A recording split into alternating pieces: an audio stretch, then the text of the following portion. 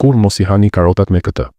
A e dinit se ngrënia e karotave me disa ushqime të caktuara mund të çojë në kancer dhe demencë? Çdo ushqim ka kombinimet e veta më të mira dhe më të këqija për shëndetin. Madje edhe karotat që janë kaq të shëndetshme duhet të konsumohen në mënyrën e duhur për të sjellë përfitime në organizëm. Nëse I hani me ushqimet e gabuara, ato mund të dëmtojnë shëndetin tuaj. Për këtë arsye kam përgatitur këtë video për ju. Për parandalimin e kancerit dhe demencës së pleqërisë do t'ju prezantoj 3 ushqimet që kombinohen më mirë me karotat dhe 3 ushqimet që kombinohen më keq. Kur ham, nuk kufizohemi vetëm në konsumimin e një përbërësi të vetëm. Megjithatë, vetëm sepse përbërësit kanë shije të mirë së bashku, nuk do të thotë se edhe lëndët e tyre ushqyese kombinohen mirë. Ngrënia e ushqimeve që nuk përzihen mirë mund të dëmtojë organizmin dhe madje të çojë në shfaqjen e sëmundjeve neurodegenerative. Çdo përbërës natyral ka lëndët e veta ushqyese dhe njohja dhe integrimi I tyre në dietën tuaj është zakoni më I mirë për shëndetin. Protagonistja e sotme është karota. Ndoshta e dini që karotat janë shumë të mira për organizmin tuaj. Karotat janë rënje shumë të vlerësuara në mbar botën dhe jo vetëm që janë të bukura për t'u parë, por ofrojnë edhe përfitime të mëdha. Vitamina A dhe karoteni që përmbahen në karota absorbohen nga organizmi dhe janë veçanërisht të mira për shëndetin tonë. Karotat janë të pasura me fibra bimore dhe përmbajnë elementë që aktivizojnë bifidobakteret në zor, gjë që I bën ato të shkëlqyera për shëndetin e sistemit tretës. Karotat janë gjithashtu të pasura me folate që ndihmojnë në parandalimin e plakjes dhe përmbajnë glukokortikoid që sjellin përfitime antiinflamatore dhe antialergjike, duke I bërë ato vërtet një super ushqim. Veçanërisht e denjë për t'u përmendur është jetëgjatësia e ruajtjes së karotave, që I bën ato një ushqim ideal për konservim. Nëse I thani dhe I mbyllni mirë në frigorifer, cilësitë e tyre ushqyese ruhen për një kohë të gjatë, duke na lejuar t'i shijojnë gjatë gjithë vitit. Megjithatë, pavarësisht se sa të dobishme janë karotat, ka disa ushqime që, nëse konsumohen së bashku me to, mund të dëmtojnë shëndetin tonë. Le të analizojmë tani 3 ushqime që përfaqësojnë kombinimet më të këqija me karotat në terma të parandalimit të kancerit dhe demencës. Së pari, ju lutem, më jepni një pëlqim për videon dhe regjistrohuni në këtë kanal. Është shumë e rëndësishme për ne. Faleminderit shumë. Para së gjithash, kombinimi më I keq me karotat është befasisht ai me kastravecët. Karotat dhe kastravecët shpesh konsumohen së bashku në sallata dhe ka shumë receta që I përfshin të dyja.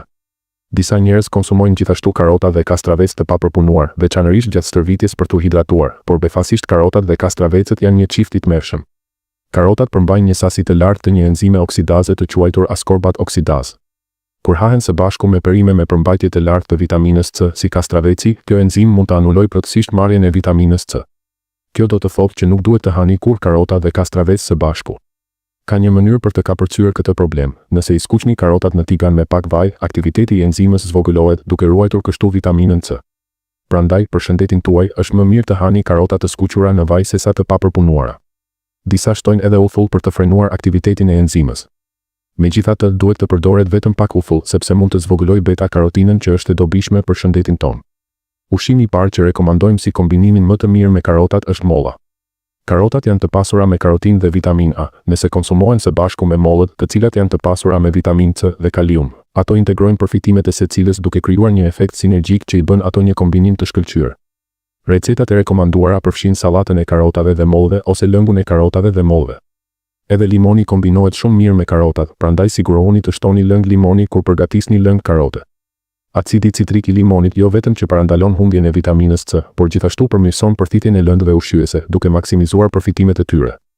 Kohët e fundit, lëngjet ABC me bazë molle, panxar dhe karota, dhe lëngjet detox me bazë lakre dhe karota janë bërë jashtëzakonisht të popularizuara. Megjithatë, duhet të bëni kujdes me lëngjet që gjenden në treg. Pas kryerjes së një hetimi, u zbulua se shumë produkte përmbajnë më shumë sheqer dhe fruktozë sesa pritej. Dihet që sheqeri nuk është I mirë për organizmin, por fruktoza e lëngshme është edhe më e dëmshme. Në krahasim me vetë sheqerin, fruktoza e lëngshme, duke qenë shumë më e ëmbël dhe ekonomike, përdoret gjerësisht në shumë produkte ushqimore. Krahasuar me sheqerin ose fruktozën e pranishme në fruta, ajo lidhet më lehtë me proteinat e gjakut duke shkaktuar fenomene të glikacionit. Kjo mund të çojë në inflamacion kronik dhe sëmundje kardiovaskulare, duke u bërë një rrezik serioz për shëndetin. Për më tepër, fruktoza grumbullohet lehtësisht në mëlçi, duke rritur ndjeshëm rrezikun e sëmundjeve të mëlçisë yndyrore dhe arteriosklerozës. Prandaj është thelbësore të qëndroni larg saj. Për më tepër, kërkimet kanë zbuluar se pijet zero, që pretendojnë se nuk përmbajnë sheqer, ndonjëherë përmbajnë aspartam, një agent I diskutueshëm kancerogjen. Prandaj, përpara se të bëni një blerje, lexoni gjithmonë me kujdes etiketën ushqyese në pjesën e pasme të produktit. Shmangni produktet që listojnë në përbërësit e tyre fruktozë të lëngshme, shirup misri ose ëmbëltues artificial. Ushqimi I dytë më I keq për shëndetin janë karotat e skuqura në tigan. Mund të duket e çuditshme duke pasur parasysh që tashmë thash se karotat e gatuara me vaj mund të jenë të dobishme. Megjithatë, faktori përcaktues është lloji i vajit që përdorim. A keni përdorur ndonjëherë vaj të nxjerrë nga soja ose misri për të përmirësuar shijen? Problemi qëndron në këto vajra me bazë omega-6.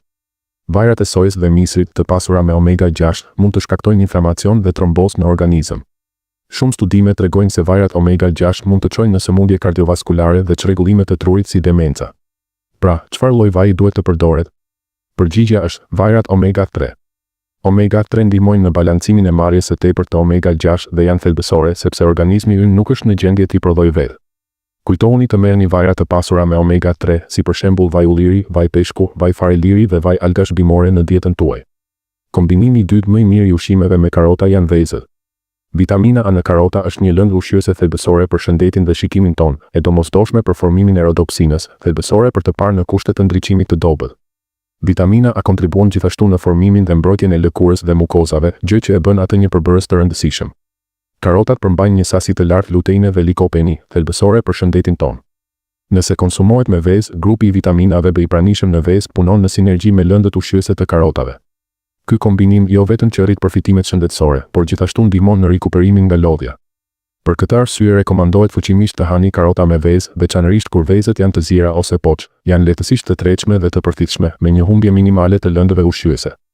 Kujtohuni të përfshini këtë kombinim në dietën tuaj për përfitimet e tij sinergjike shëndetësore. Ushqimi i tretë më i keq për parandalimin e kancerit dhe demencës janë perimet e skuqura, përfshirë edhe karotat e skuqura. Mund të mendoni se skuqja e perimeve, të cilat janë nga natyra të shëndetshme, është në rregull, por nuk është kështu. Skuqja është absolutisht e dëmshme për shëndetin. Karotat përmbajnë karbohidrate që, nëse skuqen në temperatura të larta në vaj, prodhojnë glicin. Këto glicina sulmojnë qelizat tona të trurit dhe shkaktojnë përgjigje inflamatore. Ato gjithashtu mund të shkaktojnë sëmundje të ndryshme të lëkurës, artrit dhe osteoporozë. Siç tregon vetë emri i glicinës, është një substancë shumë toksike për organizmin tonë. Konsumi i vazhdueshëm i ushqimeve të skuqura me përmbajtje të lartë glicine mund të çojë në inflamacion kronik dhe në sëmundje kardiovaskulare dhe të trurit, duke përfaqësuar një rrezik të vërtetë. Për të parandaluar kancerin dhe demencën është thelbësore të shmangni ushqimet e skuqura. Ushqimi i tretë dhe i fundit që kombinohet më mirë me karotat është vaji. Jeni të surprizuar ta dëgjoni këtë pasi ju këshillova të shmangni ushqimet e skuqura?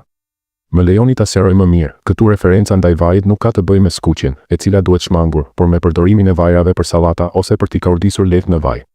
Prandaj mund t'i drejtoni sallatat tuaja me bazë karote me vaj. Karotat përmbajnë 7.600 mikrogram beta-karotin për 100 gram, gjë që i bën ato perimet kryesore në këtë aspekt. Beta-karotina në karota jo vetëm që ndihmon shëndetin tonë, por gjithashtu përmirëson ndjeshëm funksionin e mushkërive.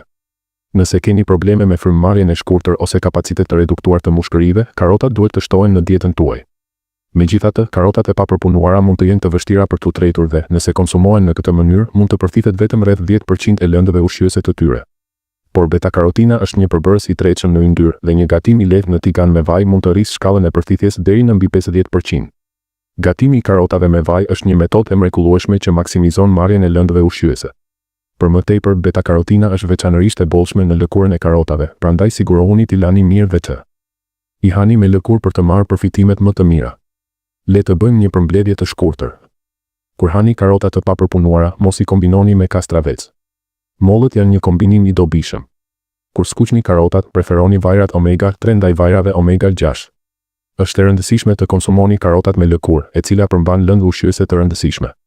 Mbani mend se, pavarësisht sa i shëndetshëm është një ushqim, skuqja e zhvlerëson përfitimet, kështu që është më mirë të shmangni ushqimet e skuqura. Po ju, a i pëlqeni karotat? A i konsumoni shpesh? Çfarë recetash përdorni? Na tregoni në komentet më poshtë. Ju uroj të mbroheni me shëndetin tuaj duke ngrënë karota me ushqime të duhura. Hani kur vezët me këtë? A e dinit se konsumimi i vezëve mund të shkaktojë demencë duke shkatëruar qelizat e trurit? Vezët konsiderohen një superushqim shumë i mirë për shëndetin. Megjithatë, ka një ndryshim të madh në mënyrën se si ato gatuhen dhe me çfarë shërbehen. Konsumi i vezëve me disa pjata të caktuara arrit pa dashje rrezikun e demencës dhe kancerit. Sot do t'ju shpjegoj se cilat janë 3 pjatet që përputhen më keq me vezët dhe do t'ju propozoj gjithashtu 3 ushqime të jashtëzakonshme që shkojnë më mirë me to. Të fundit, ka pasur një rritje të konsiderueshme të numrit të personave me demencë. Demenca po bëhet një problem i madh, jo vetëm midis të moshuarve dhe personave në moshë të mesme, por edhe midis të rinjve, veçanërisht në moshën 20-30 vjeç. Nuk ka dyshim se zakonet ushqimore janë shkaku kryesor i demencës. Çdo ushqim ka kombinime ideale që mund të përmirësojnë përthitjen e lëndëve ushqyese dhe kombinime të padëshiruara që mund të jenë të dëmshme për shëndetin tonë. Të jemi të vetëdijshëm dhe të përmirësojmë zakonet tona ushqimore është gjëja më e mirë që mund të bëjmë për shëndetin tonë. Superushqimi i sotëm janë vezët, të famshme për cilësinë e tyre të lartë proteike, gamën e gjerë të mineraleve, vitaminave dhe lëndëve ushqyese të tjera. Megjithatë, a e dini se ajo çfarë hani me vezët mund të ketë ndikim negativ në shëndet dhe të shkaktojnë demencën dhe kancerin? Për të parandaluar demencën dhe kancerin, ka 3 ushqime që nuk duhet të hani kur me vezët, siç do ta shohim në videon e sotme, dhe do të diskutojmë 3 mënyrat kryesore të konsumit të vezëve që jo vetëm janë të shijshme, por parandalojnë gjithashtu kancerin dhe demencën. Së pari, buka dhe mielli janë 2 ushqimet që nuk duhet të hani kur me vezët. Vezët dhe mielli janë materiale të nevojshme për prodhimin e bukës, por ky kombinim është shumë i dëmshëm për parandalimin e demencës dhe kancerit. Kolina është një lloj vitamine B që gjendet në vezë. Vezët njihen si ushqim për trurin dhe për këtë arsye kolina është e dobishme edhe për përmirësimin e kujtesës dhe aftësisë së përqendrimit. Si kompleks, vitamina B kontribuon me 30% në përbërësit e qelizave të trurit. Kjo qasje përdoret gjithashtu për parandalimin dhe trajtimin e demencës, sëmundjes Alzheimer dhe problemeve të tjera të kujtesës. Madje mund të reduktojë inflamacionin trupor, gjë që ndihmon në parandalimin e kancerit. Megjithatë, ka diçka që kundërshton aktivitetin e kolinës. Pikërisht mielli. Buka përbëhet kryesisht nga karbohidratet, prandaj ngrënia e saj rrit sheqerin në gjak dhe prodhon shumë toksina sheqeri. Këto helme sheqeri godasin indin cerebral. Ngrënia e bukës dhe vezëve së bashku bën që trupi të hyjë në luftë. Qelizat e trurit sulmohen nga helme sheqeri të bukës, të cilat përpiqen të kalojnë shtresën mbrojtëse që kolina e vezëve përpiqet të formojë. Përveç kësaj, problemi përkeqësohet nëse keni tashmë nivel të lartë sheqeri në gjak dhe konsumoni rregullisht vakte të pasura me miell, si bukë, makarona, tortë me vezë, spageti dhe oriz të bardhë. Kolina nuk mund të na mbrojë më nëse trupi është tashmë plot me inflamacione kronike. Ky konflikt i brendshëm mund të shkaktojë inflamacion kronik që mund të çojë në kancer, demenca dhe çrregullime cerebrale. Përveç kësaj, çon në sëmundje kardiovaskulare, përfshirë hipertensionin dhe arteriosklerozën dhe probleme me sekrecionin e insulinës, të cilat çojnë në diabet. Prandaj, nëse doni të hani bukë me vezë, preferohet të zgjidhni një bukë integrale ose një bukë vegane të shëndetshme, e cila nuk është bërë me miell të rafinuar. Së dyti, kungulli është ushqimi më i mirë për të ngrënë me vezë. Kunguj dhe vezë janë kombinim i shijshëm, veçanërisht sepse proteinat e vezëve favorizojnë përthithjen nga organizmi ynë. Përveç kësaj, konsumi i fibrave të kungullit, si dhe i kalciumit dhe vezëve, stimulon sistemin nervor parasimpatik, i cili ul stresin dhe favorizon një ndjenjë qetësie. Gjithashtu, zbutet tensioni muskulor, duke favorizuar qëndrueshmërinë fizike dhe mendore. Stresi shpesh përmendet si shkaku kryesor i çdo sëmundjeje. Konsumi i vezëve me kungull favorizon mirëqenien fizike dhe mendore. Përveç kësaj, vitamina A e kungullit është e dobishme për organizmin, duke kryer një veprim të fuqishëm antioksidant që jo vetëm mbron retinën, por ka potencialin të reduktojë ndjeshëm prevalencën e sëmundjeve degenerative të syrit, si glaukoma dhe degenerimi makular. Ky funksion kryhet në kombinim me karotenoide, luteina dhe zeaksantina të pranishme në vezë. Nëse keni probleme me shikimin ose pamje të paqartë, konsideroni konsumimin e vezëve me kungull. Sugjerohen receta si ruluat e kungullit, omletat, pitat e kungullit dhe supat e kungullit. Së treti, qumështi i sojës dhe tofu janë 2 produkte që nuk duhen ngrëkur me vezë. Qumështi i sojës dhe vezët mund të kombinohen nga disa njerëz për të zëvendësuar mëngjesin, dhe shumë njerëz i marrin si pjesë të një diete ose plani humbje peshe. Përveç kësaj, disa njerëz gatuajnë një supë soje të ngrohtë dhe pastaj hedhin në të një vezë të papërpunuar. Qumështi i sojës dhe vezët, megjithatë, nuk duhet të kombinohen. Kjo ndodh sepse qumështi i sojës përmban inhibitor tripsine. Vidina e përmbajtjes në të bardhën e vezës dhe tripsina, një substancë e pranishme në farat e sojës, burimi i qumështit të sojës, kombinohen për të anuluar ushqyerjen. Vezët janë një burim i shkëlqyer i proteinave me cilësi të lartë, të cilat jo vetëm përmbajnë sasi të mëdha vitaminash dhe mineralesh, por ndihmojnë gjithashtu në parandalimin e humbjes së masës muskulore tek të moshuarit që vuajnë nga sarkopenia. Kur këto elemente përfituese konsumohen me qumësht soje, ato nuk mund të përthithen. Për këtë arsye, nuk rekomandohet t'i hani bashkë. Është shumë më mirë t'i hani vezët me qumësht ose ujë, nëse ndjeni sikur po ju bllokojnë. Diçka tjetër për t'u mbajtur mend, a keni pirë ndonjëherë çaj me vezë, si çaj i zi ose i gjelbër? Sigurisht që jo. Kjo ndodh sepse pirja e çajit pas ngrënies së vezëve bën që taninet dhe gjethet e çajit t'i bashkohen proteinave të vezëve, duke formuar komplekse taninoproteinike. Për këtë arsye fyti mbetet i thatë dhe i bllokuar pas ngrënies së vezëve. Rrjedhimisht vjen kapseleku, e cila përkeqëson mëtej mjedisin intestinal dhe ngadalson peristaltikën intestinale. Karakteristika më shqetësuese është se bën më të mundshëm futjen e kimikateve dhe substancave kancerogjene potencialisht të dëmshme në organizëm. Si rrjedhoj, ndalohet rreptësisht pirja e çajit ose qumështit të sojës me vezë. Ideale është të konsumohen me qumësht ose ujë. Djathi pa dyshim është ushqimi i dytë më i mirë për t'u kombinuar me vezët. Djathi përputhet mirë me vezët në mënyrë të shëndetshme, përveç faktit që ka shije fantastike. Meqense se janë të pasura me lëndë ushqyese, vezët quhen ushqim i plot, por kanë përmbajtje shumë të ulët kalciumi në krahasim me produktet e qumështit. Produktet e qumështit mund t'i japin shije vezëve, sepse janë të pasura me kalcium, veçanërisht djathi i formuar nga fermentimi i qumështit. Duke reduktuar nivelin e proteinave përmes fermentimit, probiotikët lejojnë përmirësimin e ndërsjelljes ushqyes pa konsumuar sasi të tepërta proteinash. Së fundi, kajsit janë ushqimi i tretë më i keq për të ngrënë me vezë. Edhe pse nuk është e zakonshme të konsumohen kajsi me vezë, është thelbësore të mbahet mend se bërja e kësaj mund të jetë e rrezikshme. Kajsit e thara dhe kajsit shpesh konsumohen si ëmbëlsirë. Ngrënia e kajsive pas vezëve mund të shkaktojë simptoma si diare, të vjella, dhimbje koke dhe helmim ushqimor. Rastet më të rënda mund të shkaktojnë bezoar dhe gastroenterit akut. Shkaku është tanini i kajsive, i cili u jep atyre shije të fortë dhe pengon aftësinë për të tretur proteina. Tanini është një molekull fenolike që formon grumbus në gojë, stomak dhe traktin tretës bashkë me proteina. Është jashtëzakonisht e rrezikshme t'i hash bashkë me vezët, sepse pengon gjithashtu funksionimin e enzimave të organizimit që shpërbëjnë proteina. Mollët janë ushqimi i tretë për t'u kombinuar me vezët. Edhe pse janë të pasura me shumë lëndë ushqyese, vezët janë të ulta në fibra ushqimore dhe vitamina C. Mollët janë një burim i shkëlqyer i fibrave ushqimore dhe vitaminës C, duke favorizuar lëvizjen intestinale. Fibrat ushqimore, në veçanti, lehtësojnë kalimin në zor, favorizojnë eliminimin e kolesterolit të dëmshëm nga organizmi, duke parandaluar sëmundjet e zemrës, goditjen në tru dhe arteriosklerozën. Në veçanti ndihmon tretjen e proteinave. Pas konsumimit të vezëve, disa njerëz kanë vështirësi në tretjen e tyre dhe ndihen sikur stomaku të jetë i bllokuar. Në këto situata, ngrënia e një molle bashkë me to mund të favorizojë prodhimin e lëngjeve tretëse që ndihmojnë përthithjen dhe tretjen. Në fund, mënyra se si gatuhen vezët është me të vërtetë e rëndësishme. Është e rëndësishme të gatuhen vezët në mënyrë që të ruhet sasia maksimale e lëndëve ushqyese pa i shkatëruar para se t'i hani. Para se gjithash, konsumi i vezëve të papërpunuara sjell rrezikun e sëmundjeve ushqimore, prandaj duhen shmangur. As nuk është ide e mirë t'i skuqni vezët. Edhe pse zierja dhe avullimi janë të dy teknika të shkëlqyera gatimi, preferohet të konsumohen vezë të zbutura në vend të vezëve të forta, të cilat rezultojnë si gomë. Përveç kësaj, për skuqjen e vezëve rekomandohen vaj si ai i fareselinit ose i ullirit, të cilët kanë përqendrim të lartë omega 3. Kemi shqyrtuar 3 ushqimet më të mira dhe më të këqija për të konsumuar me vezë për parandalimin e demencës dhe kancerit. Duke u bazuar në rekomandimet e mësipërme, janë një përmbledhje për të përfituar sa më shumë nga kungulli, djathi dhe mollët. Përfitimet e kungullit. Kungulli është një ushqim i pasur me vitamina, sidomos A dhe C, antioksidant dhe fibra.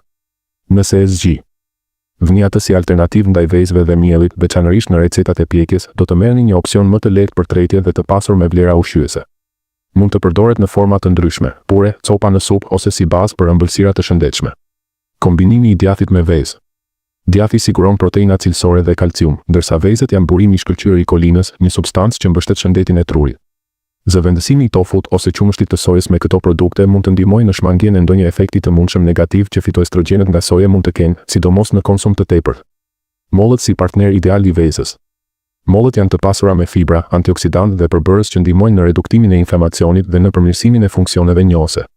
Konsumimi i tyre me vezë ndihmon në balancimin e shijes dhe në furnizimin e trupit me kombinimin ideal të proteinave dhe fibrave. Në anën tjetër, kajsit janë të shkëlqyera, por mund të mos ofrojnë të njëjtin ndikim të qëndrueshëm kur kombinohen me vezë. Po ju, a i pëlqeni vezët? A i konsumoni shpesh? Çfarë recetash përdorni? Na tregoni në komentet më poshtë. Ju uroj të mbroheni me shëndetin tuaj duke ngrënë vezë me ushqime të duhura. Faleminderit shumë që keni marrë kohë për të parë këtë video. Nëse ju pëlqeu videoja e sotme, ju ftojmë të shtypni butonat abonohu dhe pëlqej. Faleminderit me zemër. Do të lutem për shëndetin dhe lumturinë tuaj. Mirupafshim.